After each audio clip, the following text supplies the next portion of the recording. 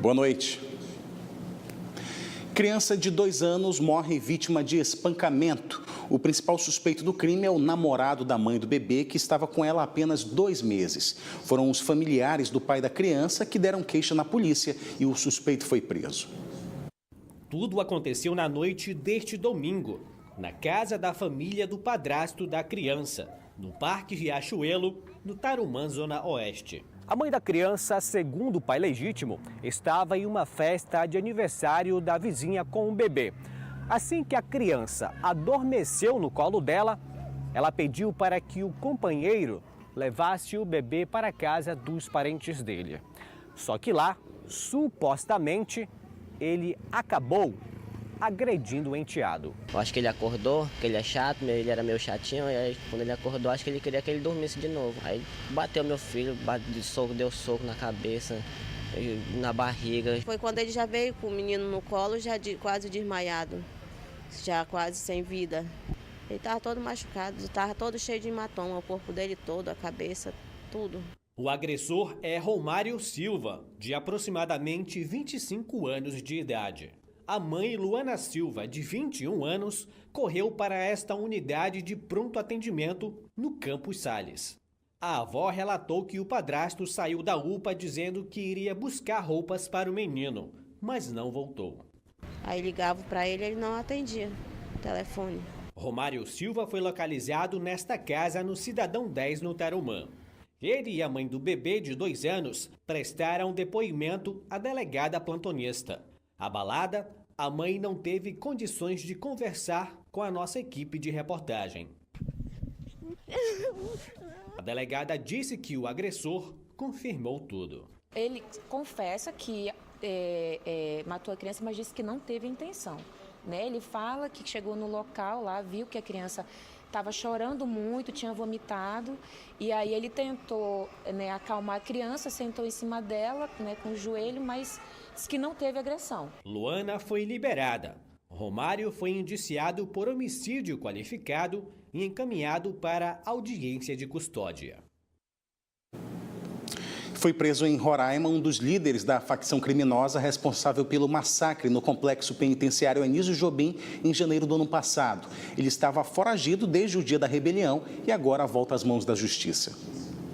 José de Arimateia Façanha do Nascimento, conhecido como Ari, é primo do narcotraficante Zé Roberto da Compensa, um dos líderes da facção criminosa Família do Norte. Ele foi preso na manhã de hoje em um sítio na comunidade ribeirinha Vila Itaquera, em Roraima. Nós tivemos a informação de que o Arimateia estaria numa área realmente estratégica que pega ali a parte do rio Jauperi, né, na comunidade de Itaquera.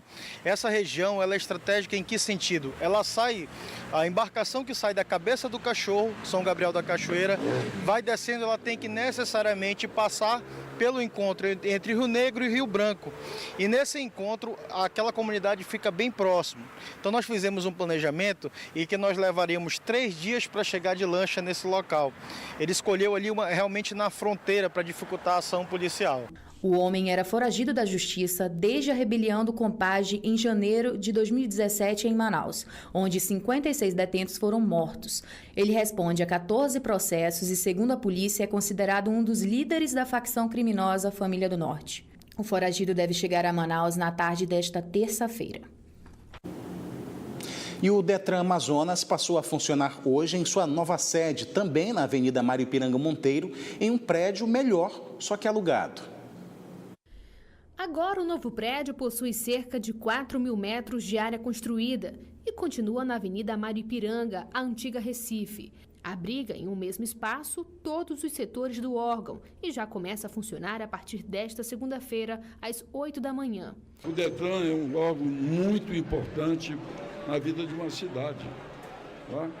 E a gente estava precisando melhorar e essa eficácia tinha que passar também pelas instalações físicas, né? E o Detran antigo estava horrível, a questão, inclusive, de perigo de incêndio, estava muito grave. Essa nova estrutura vai custar aos cofres públicos mais de 2 bilhões de reais. Segundo o diretor-presidente do órgão, esse valor foi acertado diretamente pela Secretaria de Infraestrutura. Nós, do Detran, como o proprietário do imóvel, nós não decidimos preço de quanto nós vamos pagar. O que é que acontece? Tudo isso é encaminhado para a CEINFRA. A CEINFRA manda um engenheiro para cá para avaliar o metro quadrado, quanto vale. Não é o que o Detran quer, nem o proprietário. Quem determina o preço do valor do imóvel é a CEINFRA. Aí depois vai para a CGL para ela aprovar, para ver se está dentro das condições para ser aprovado. Então, nem a diretoria do Detran, nem o proprietário tem influência em dizer quanto vai ser o aluguel. A antiga estrutura do Detran Amazonas foi condenada pela Defesa Civil do Estado em julho de 2013. Segundo o laudo técnico do órgão, o prédio tinha risco de desabamento. Mesmo assim, o pátio do local pode ser destinado para exames de motocicletas. Existe lá as motos, praticamente os testes de motos são feitos lá atrás, que é muito grande, aquele é muito grande. Vai continuar, mas eu vou transferir tudo isso lá para o nosso centro de treinamentos. A Defesa Civil do Estado enviou hoje a primeira remessa de ajuda humanitária para os municípios do Alto Rio Negro, que estão em situação de emergência por conta da estiagem, que afeta mais de 5.000 famílias. Os municípios São Gabriel da Cachoeira e Santa Isabel do Rio Negro vão receber 76 toneladas de cestas básicas e 42 mil litros de água potável. Segundo a Defesa Civil do Estado, essas regiões da calha do Rio Negro têm sofrido com uma severa estiagem. Ocorrem 2 eventos extremos na nossa região. A parte norte do Amazonas, nós passamos aí mês passado por uma estiagem extrema, afetando aí os municípios de São Gabriel e Santa Isabel, e tivemos aí 5.099 famílias afetadas. O maior problema da estiagem é a falta de abastecimento e reabastecimento dessas comunidades, e a Defesa Civil do município, a Defesa Civil do Estado, a Defesa Civil Nacional se preocupa com isso, enviando agora ajuda humanitária. Cerca de 5.000 famílias da calha do Rio Negro foram atingidas pela estiagem e todas vão receber a primeira remessa da ajuda humanitária. Além das cestas básicas e da água potável, as famílias também vão receber medicamentos e kits de higiene pessoal. A seca diminuiu consideravelmente o nível do Rio Negro na região, o que provocou problemas de tráfego de barcos no local. Por isso, a Defesa Civil do Estado abastece essas localidades atendendo à necessidade de cada família. Já temos conhecimento de como essas famílias se encontram, até benéfico também para a gente, porque tem enchido um pouco o rio, porque seria mais difícil ainda se não tivesse em situação de emergência, né? Ela ia ser situação de calamidade pública, ia ser mais difícil a logística, né, dessa distribuição do material. Já os municípios Apuí, Manicoré e Novo Aripuanã se encontram em situação de emergência por conta da cheia. A expectativa é que na próxima semana, mais de 4.000 famílias possam receber a segunda remessa do aporte humanitário. A ação na Calha do Madeira já tem data definida, nós já estamos trabalhando, já levantamos o número de famílias afetadas nos 3 municípios. São mais de 4.000 famílias que foram afetadas na Calha do Madeira. Vai numa mesma proporção a ajuda humanitária com relação a nossa maior preocupação é a saúde alimentar das famílias. Então nós vamos colocar aí também à disposição cestas básicas, nós vamos colocar à disposição água potável, vamos colocar à disposição kits de higiene, kits de limpeza e obviamente, né, o kit medicamento que é tão necessário ali por conta das famílias que são afetadas pela enchente. Tribunal Regional Eleitoral alerta para o fim do prazo de regularização do título de eleitor e estende atendimento nesta terça e quarta-feira até às 7 horas da noite. Gabriela Moreno. O prazo para a regularização do título de eleitor é até o dia 9 de maio. O primeiro passo é acessar o portal do TSE e preencher o nome completo e data de nascimento. Em casos de transferência de votação, basta comparecer a qualquer cartório, juntamente com documento oficial com foto e comprovante de residência. Eleitores com deficiência devem comunicar à Justiça Eleitoral até o fechamento do prazo também. Travestis e transexuais que queiram incluir o nome social têm que apresentar a autodeclaração do nome com o qual deseja ser identificado. E para quem vai tirar pela primeira vez, o procedimento pode ser iniciado pela internet. Depois, é só comparecer à unidade de atendimento da Justiça Eleitoral com os documentos. Já o eleitor que perdeu o título, não sabe onde está, pode baixar a versão digital no aplicativo e-social. Outras informações podem ser consultadas pelo portal do Tribunal Superior Eleitoral. Gabriela Moreno para o Band Cidade. Chegou a hora de conferir a previsão do tempo para esta terça-feira em Manaus e em alguns municípios do interior do estado. Em Manaus, a previsão é de sol com algumas nuvens. Chove rápido durante o dia e a noite. Temperatura mínima de 24 e a máxima de 31 graus. Em Coari, a previsão é de sol com muitas nuvens durante o dia. Período de nublado com chuva a qualquer hora. Temperatura mínima de 25 e a máxima de 31 graus. Em Eirunepé, a previsão é de sol e aumento de nuvens pela manhã. Pancadas de chuva à tarde e à noite. Mínima de 21 e a máxima de 33 graus. A mesma previsão para o município de Boca do Acre, onde as temperaturas variam entre 22 e 32 graus.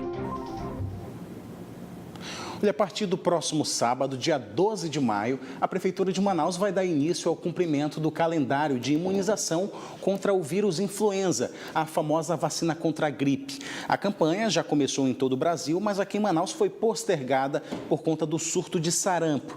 Quem tem mais detalhes sobre esse assunto é o repórter Orestes de Taif.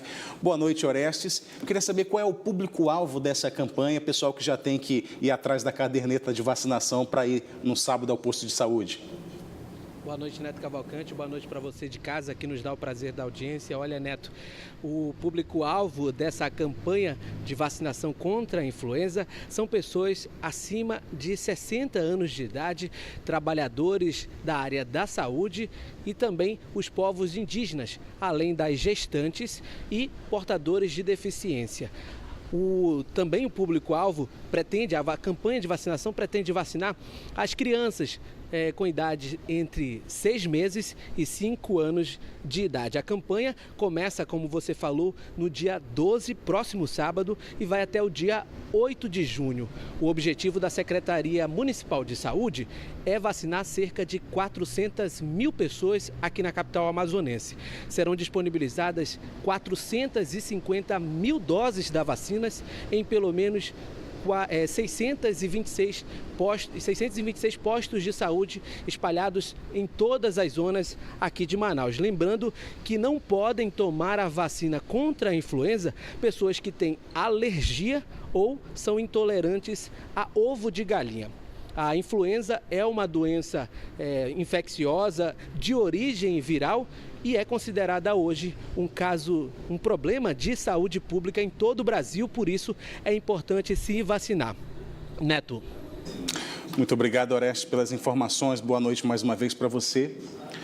Olha, neste domingo, fiéis da paróquia Igreja da Sagrada Família, no Tarumã, na zona oeste de Manaus, celebraram uma missa especial, a missa templária, com cavaleiros vestidos com os trajes antigos.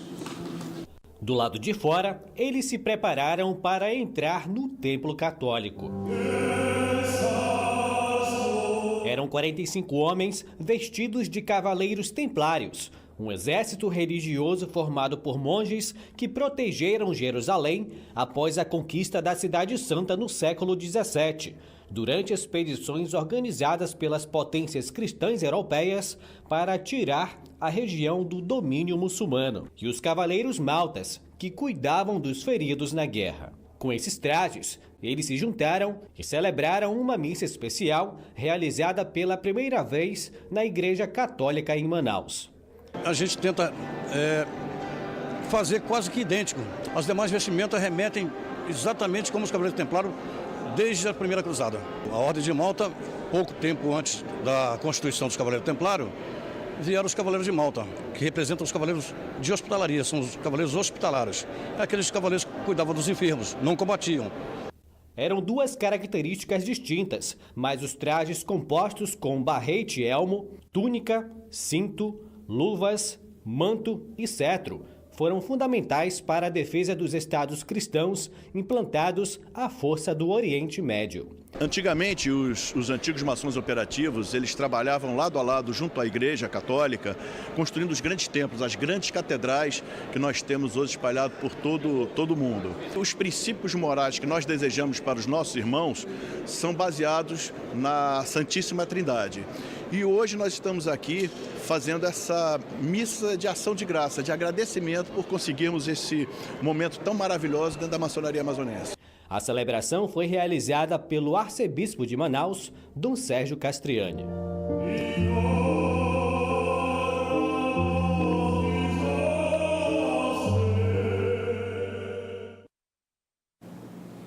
Olha, faltam menos de 40 dias para a abertura da Copa do Mundo de Futebol na Rússia e moradores de Manaus já começam a entrar no clima do Mundial com as ornamentações das ruas, que vale até prêmio aqui na cidade. Em algumas delas, o trabalho já pode ser visto.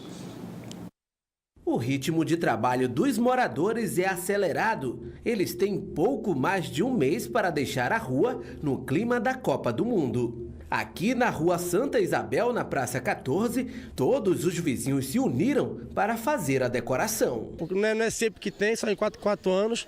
A comunidade está toda empenhada em querer fazer uma linda festa, né? Estamos juntos nessa. Com o capricho de todos, a onda verde e amarela vai tomando conta das vias da capital amazonense. Tudo isso representa o amor pela seleção brasileira. Se Deus quiser, Nossa Senhora vai ficar muito legal aqui. A gente mesmo faz aquela interação entre nós e aí a gente consegue essa coisa linda, né?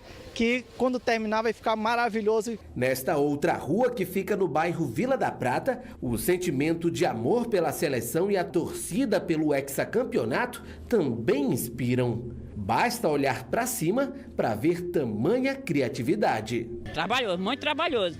Nós estamos trabalhando, na realidade, há 1 ano, né? Fazendo bingo, arrecadando, e agora começamos a amarração e levantando tudo, né? Começando da forma já no... Isso, mas tá ficando já tudo lindo. O trabalho agora é ornamentar a parte aérea das ruas. E quando for chegando perto do início da Copa do Mundo, as pinturas vão tomar conta do asfalto. E quando mais se aproxima o início do Mundial, até as casas vão ganhar um colorido diferente. Nós queremos inovar, assim como nós estamos inovando em cima, nós queremos inovar embaixo. Nós queremos colocar na rua desenho em 3D, de preferência. E para isso, os bairros de Manaus vão contar com um incentivo a mais para ficar no clima para o Mundial. A Prefeitura lançou um edital destinando recursos para quem for ornamentar as ruas. As 10 melhores propostas de decoração para a Copa vão receber a estrutura técnica para transmitir os jogos do Mundial. O concurso é organizado pela Manauscut. Então o edital propõe ali que a gente consiga organizar alguns critérios objetivos, que são o histórico, né, se essa comunidade já fez isso em Copas anteriores, o projeto visual, assim, como que ela ornamenta, como que ela está pensando em distribuir bandeiras, etc.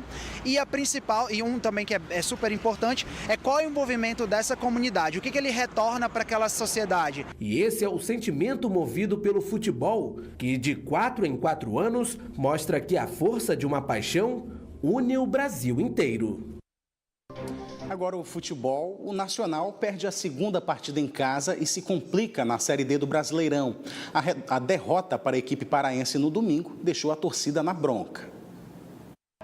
A torcida azul e branca sempre apaixonada pelo Nacional. Mas como no filme, o amor virou ódio no jogo deste domingo. E o roteiro dessa história triste começou ainda no primeiro tempo. O Nacional não conseguia criar nada. Nenhum chute foi dado em direção ao gol adversário. A história ruim ficou ainda pior quando o time amazonense bobeou e o atacante do São Raimundo do Pará, Marcelo Maciel, não perdoou.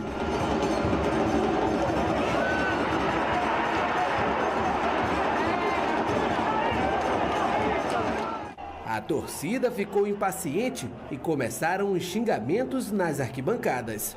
O time amazonense ficou completamente desequilibrado na partida e até o técnico Lecheva bateu boca com os jogadores. Um clima tenso que não reverteu o placar e a derrota por 1-0. Mas a gente sabe que essa cobrança não é de hoje, né? A torcida está impaciente e descontente com o time, não é por causa desses jogos da Série D. Desde o estadual, desde temporadas passadas. Mal, agora a gente tem que ouvir e ficar quieto.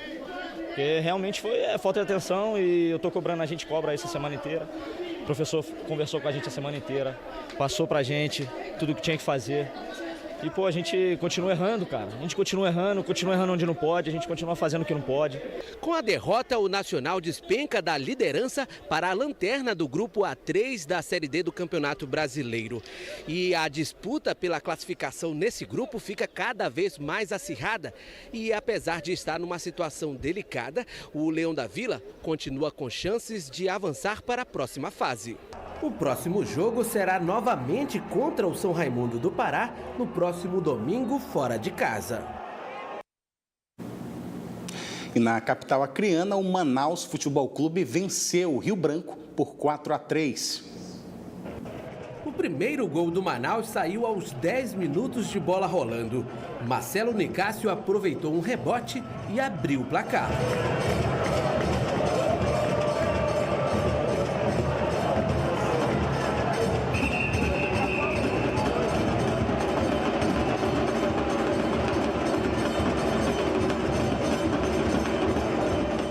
O segundo gol do Manaus saiu 6 minutos depois, Maceió de cabeça.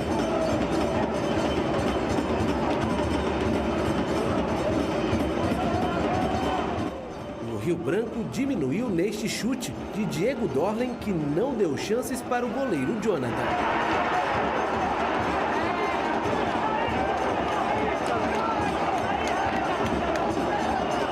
No início do segundo tempo, o atacante Nena marcou o terceiro gol do Manaus.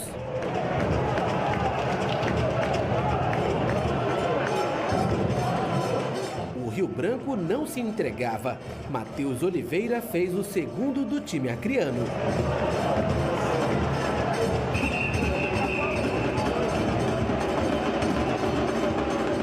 O empate do Rio Branco veio logo em seguida. Depois de uma falta cobrada na área, Rodolfo igualou o placar.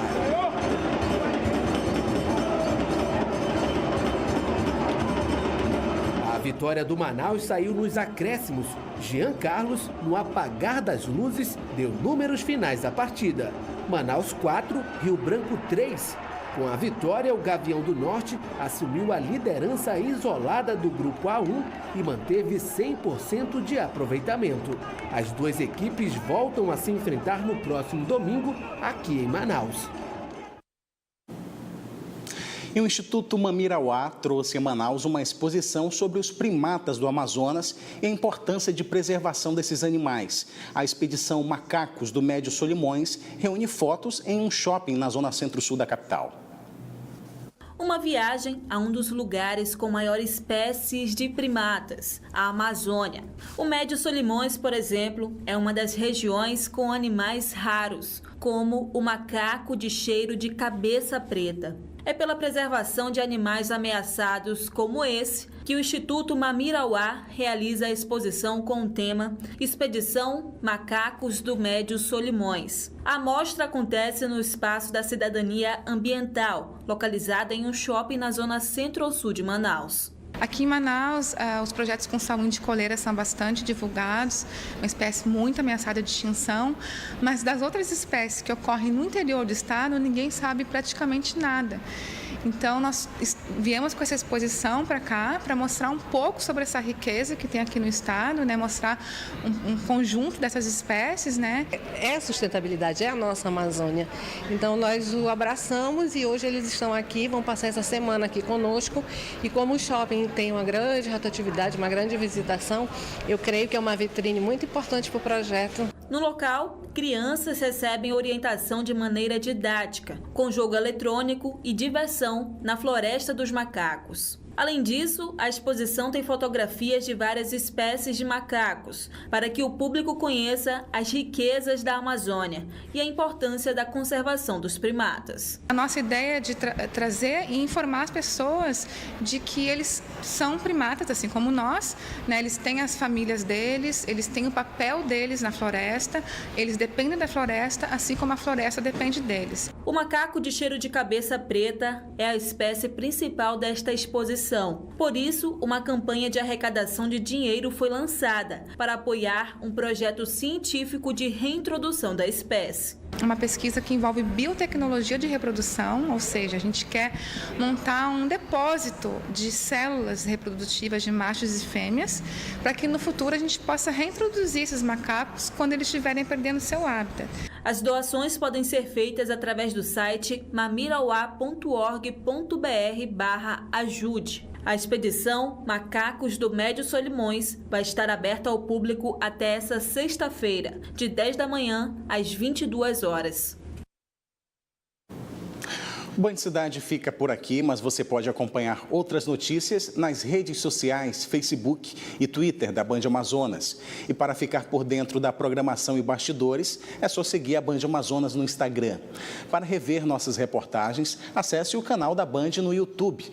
Sugestão de matérias, vídeos, fotos e a sua opinião, mande para o nosso WhatsApp. O número é o 99205-1478. Fique agora com as principais notícias do dia no Brasil e no mundo com o Jornal da Band. Uma boa noite para você e até